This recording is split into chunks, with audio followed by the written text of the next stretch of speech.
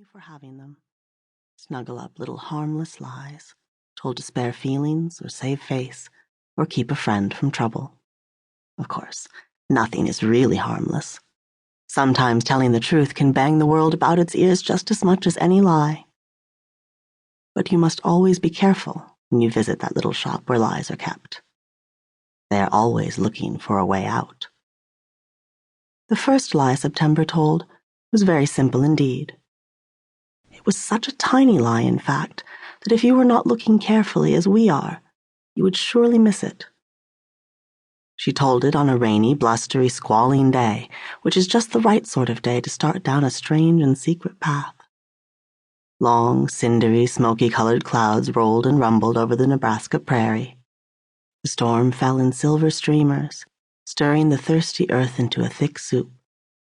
September sat in her mother and father's house, looking out the window at the sloshy drops plunking into mud puddles the size of fishing ponds. Everything glittered with the eerie, swirling light of the heavy sky. Her familiar fields looked quite like another world. September had a book open on her lap, but could not concentrate on it. Her cup of tea had gone altogether cold. The pink and yellow flowers on the handle had worn almost to white. A certain small and amiable dog rolled over next to her, hoping to have his belly scratched. September did not notice, which deeply offended the dog. Her mother read the newspaper by the fire.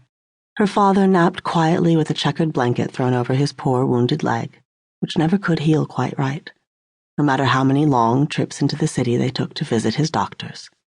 A bubble of thunder burst and spat.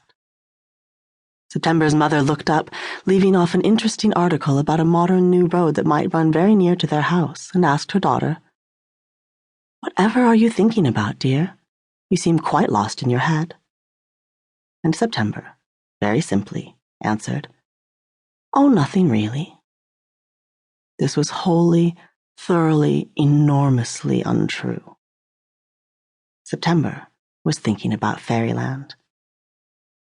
Now you might say that September had been lying all along, for certainly she never told her parents about the magical country she had visited twice now. That is what grown-up sorts who are very interested in technical terms call a lie of omission. But we will be generous and forgive September for leaving her adventures out of supper-time conversation. How could she ever explain it all?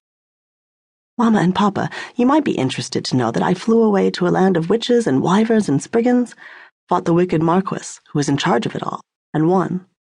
Please pass the roast beets." It would never do. "Papa and Mama, not only did I do all that, but I went back. My shadow had been making trouble, you see, and I had to go to the underworld to fix it all up again. Shall I do the washing up?" No. It seemed best to leave the matter where it lay. And where it lay was deep inside September, where no one could take it from her and ruin it by staring at it too closely. When she felt afraid or alone, when her father was in such awful pain he could not bear to have anyone near him on account of the terrible racket of their breathing and thinking and swallowing, she could take her memories out and slip them on like a shawl of fabulous gems. Poor September.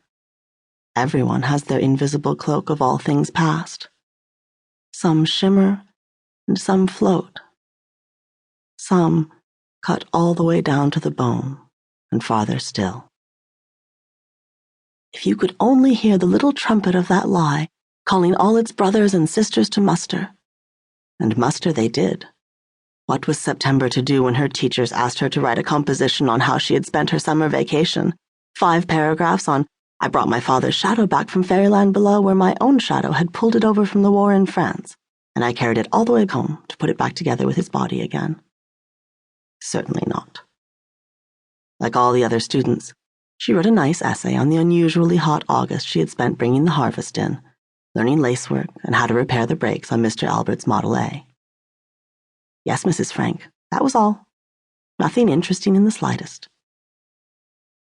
And when Mrs. Bisick, who taught physical education, remarked on how fast September could run nowadays, could she possibly pipe up and announce, "I have had good practice while migrating with a herd of wild bicycles, as well as escaping several alarming creatures"? Out of the question.